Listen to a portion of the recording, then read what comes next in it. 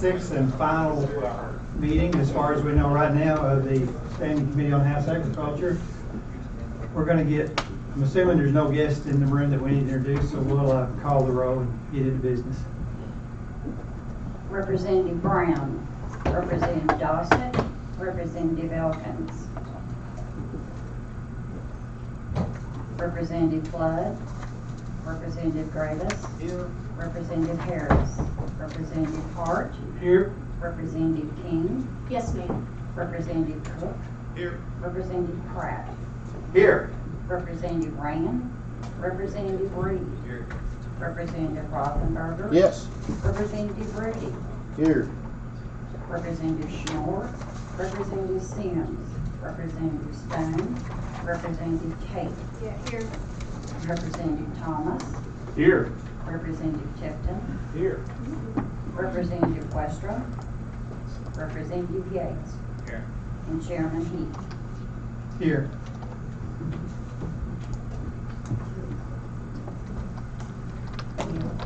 We do have a quorum, so Senator Gibbons will invite you to the chair and let you start us off. Introduce yourself for the record and welcome. I think it's the first time I've had you before my committee.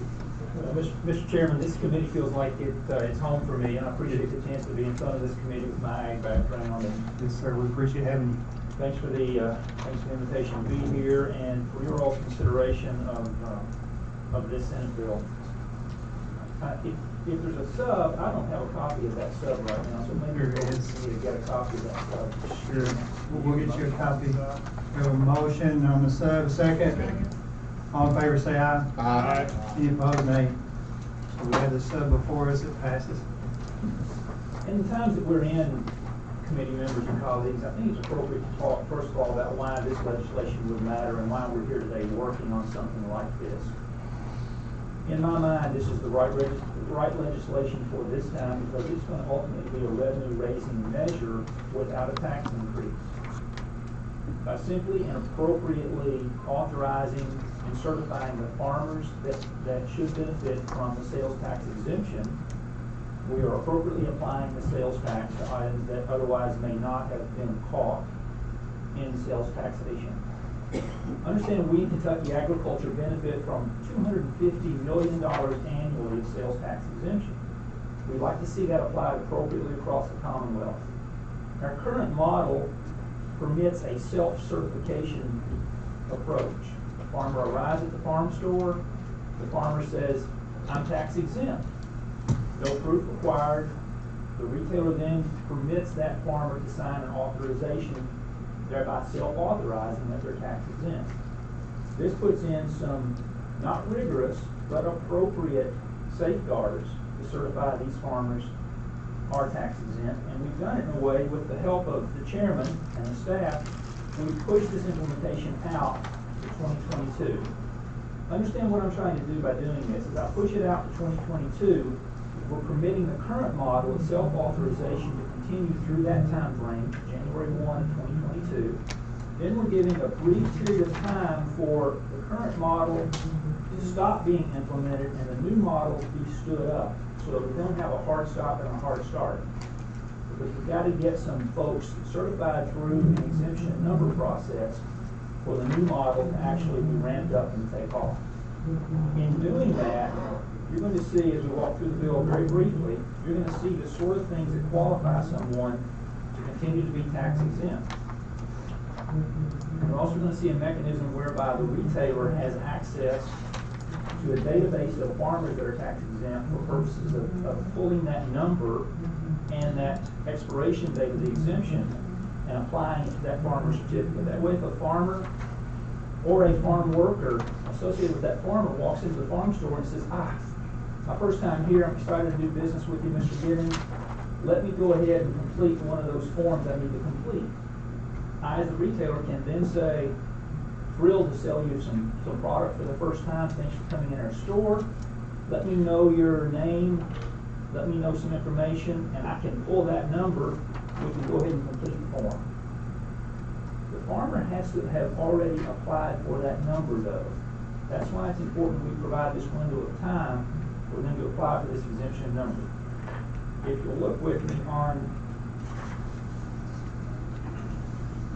page 2 of the sub, starting on line 15, the applications for this number includes name, mailing address, farm address, affirmation, that at least one of the criteria is going to be met. And the following forms of documentation involve Schedule F, Form 4835, which is Farm Rental Income and Expenses Federal Tax Form. All these are ORs. Farm Service Agency number from USDA, or we throw in D because we're going to have some first-time farmers who are standing up a farm. They're in their first year of farming. They may not have some of this information, but they haven't filed a federal tax form. We want to give the Department of Revenue latitude to be able to go ahead and qualify these first-time farmers for that exemption. Mr. Chairman, that's the overview of the bill. I will be glad to go into the mechanics any way that you wish. A motion, do I hear a second? Second. Any questions or comments? Representative Graves. Thank you, Mr. Chairman. Thank you for the bill. I think this is excellent and much needed. My only question right now is, how are people going to be notified that they're going to have to do this if they haven't been doing it before? Great question. We've had a lot of support from a number of different ag associations and ag supporters. Farm Bureau is going to be out on the lead on a lot of this. In addition, by doing the ramp down, ramp up, the retailers specifically have a very vested interest in getting this done. Yeah. So the retailers are going to be at that point of having a 6-month window to say to the farmer, you need to go ahead and get this done. Over here's a portal that we've set up in our farm store where you can log in and get it done right here if you want. So that window of overlap time was a very real concern, and Representative, thanks for the question, because we didn't have that in the Senate bill coming out of the Senate. Didn't really think ahead of the need to ramp down and ramp up, but this gives us a chance to do that. Very good. Thank you, Mr. Chairman. Thank you. Anyone else? Mr. Chairman. Sam? Way over Okay. here. Representative Rothenberg. Senator, I was just looking up, you referred to page. Turn your mic on. Oh. Thank you, sir. Yes, sir. Senator, I was just looking real quick through my cards. Would my premise ID card that's issued by the Commonwealth of Kentucky be appropriate? Looks like a USDA logo in the corner. Yes, it is. That would be it. Okay, all right. Thank you. Thank you. I've been looking forward to this bill for 2 or 3 years now. Appreciate you bringing it. If I missed anybody, no, we'll call the roll. Representative Brown, Representative Dawson, Representative Elkins, Representative Flood, Representative Gravis, Yes. Representative Harris, Representative Hart, Yes. Representative Kim King, Yes, ma'am. Representative Cook, Representative Pratt, Yes, and it's a former agricultural member, business owner. Great bill. Representative Rand, Representative Reed, Representative Rothenberger. Yes. Representative Rudy, I vote aye. Representative Schmore, Representative Sims, Representative Stone, Representative Tate, Yes. Representative Thomas, Aye. Representative Tipton, Yes. Representative Westrum, Representative Yates, Aye. Representative Heath, Yes.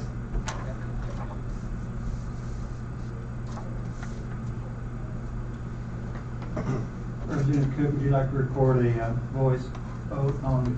Yes. 148. Motion passes. Motion for consent? Second.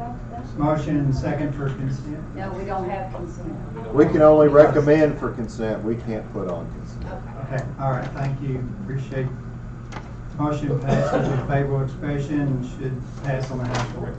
Chairman, thank you. Members of the committee, thank you very much for your support of this legislation. Please share with your colleagues the importance for Kentucky agriculture and for our state in these times of needed revenue. Thank you. Thank you.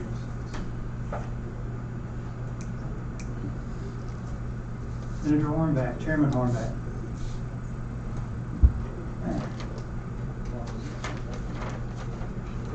Well, welcome back to our committee and introduce yourself for the record, and the floor is yours. Good morning, Mr. Chairman. Paul Hornback, Senator from the 20th District. You've got a nice quiet conference room this morning. Yes. So it's good quiet in here. Senate Bill 184, I think that's the first we want to do. Senate Bill 184 is going back and looking at the grain insurance law that we redid last year. We, I think, had unmistakably put in some onerous rules on the elevator owners and how they had to report.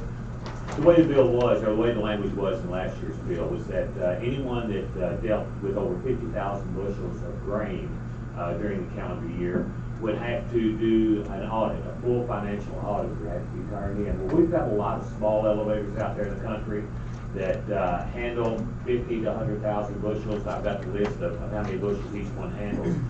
But those audit reports would sometimes cost $12,000, $15,000, $20,000.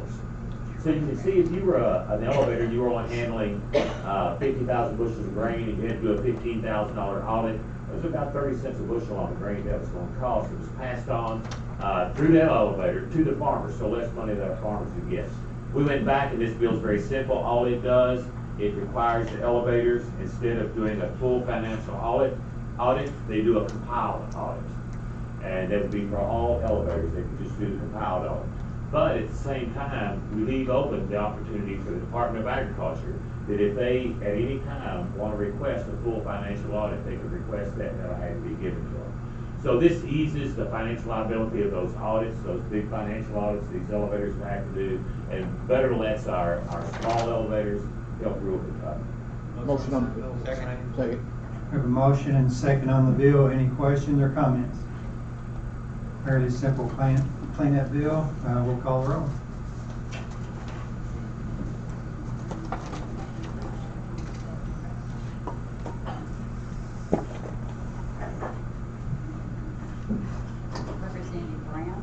Representative Brown, Representative Dawson, Representative Elkins, Representative Flood, Representative Gravis, Yes.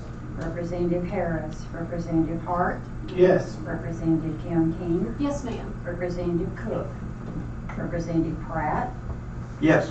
Representative Rand, Representative Reed, Yes. Representative Rothenberger, On behalf of the great senator from Shelby County, yes. Representative Rudy, Aye. Representative Schmore, Representative Sims, Representative Stone, Representative Tate, Yes. Representative Thomas, Aye. Representative Tipton, Representative Westrom, Representative Yates, Aye. Representative Cook, Aye. and Chairman Dean. Yes. We got enough votes? All right. And 12.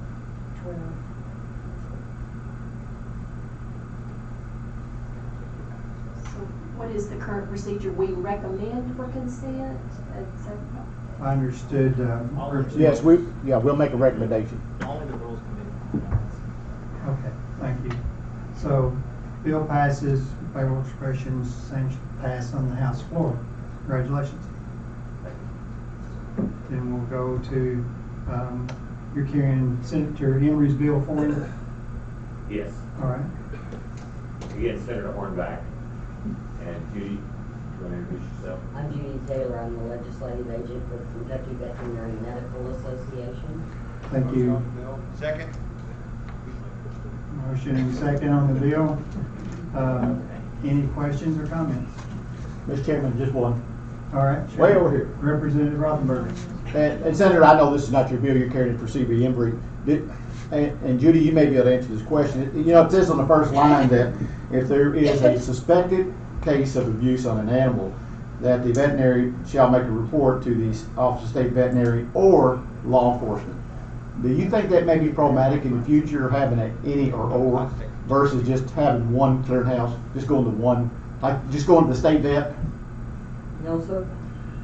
I think we've separated them out that livestock will be reported to the state veterinarian, but the other, anything else will be reported to law enforcement. So there are two separate reporting places, depending on what you are. If it's livestock, the state veterinarian. I like the bill, but I'd rather just see one clearinghouse, just the state vet. I think that's the most appropriate. Okay. Well, the state vet doesn't really have time to deal with cats and dogs and, all of that kind of thing. Well, I can just see local law enforcement saying, we don't have time either, so that's not in our purview to Well, put a hopefully detective on a there case. won't be a lot of these. I hope there won't be. Well, I'm like you, I hope there's none, but, yeah. Okay, thank you. Just a note, Representative Rothenberg, Yeah. I think why we've got the local law enforcement in here too, is in talking to the vets, one of the main problems they're having right now is animal abuse by people just using that as a reason to come in and get prescription meds, Right. painkillers, those type of things. And so then it gets into drug enforcement too. And I can see that. And so that's why that's in there as much as anything. It's not just a statement issue with animal abuse, it's animal abuse because we were trying to get some drugs. And I can see that 100%, I really can. Maybe should flow through law enforcement, and then, once they do their initial investigation, then flow it on up to the state vet. So, I think it's just something maybe we just need to monitor, so that we may have to tweak it in necessary years. Thank you, Mr. Chairman. All right, we'll need one more to get our votes, but while we're waiting for one more to show up, I like the bill like it is. No offense, Representative Rothenberger, and I know you guys have worked with the state vet and with Farm Bureau on this. Several people have been at the table. So we're ready to call the roll. Representative Brown, Representative Dossett, Representative Elkins, Representative Flood, Representative Gravis. Here. Representative Harris, Representative Hart, Yes. Representative Keon King. Yes, ma'am. Representative Cook, Yes. Representative Pratt, Yes. Representative Rand, Representative Reed, Yes. Representative Rothenberg. Yes. Representative Reedy, Representative Schmore, Representative Sims, Representative Stone, Representative Tate. Yes. Representative Thomas. Aye. Representative Tipton, Yes. Representative Westrom, Representative Gates, Aye. and Chairman Hill. Yes. Bill passes with favorable expression. Same should pass on the House floor. Thank you very much, Senator. Senator Avery, thank you. Thank you. You're welcome. Committee members, thank you. As far as we know, this is our last meeting. Yes. Yes. Did I miss the vote on Senate Bill 184? Is that it? 184 was the grain I'd bill. like to pass the yes vote, please. Thank you, Representative Tipton. Cast a yes vote on Senate Bill 184.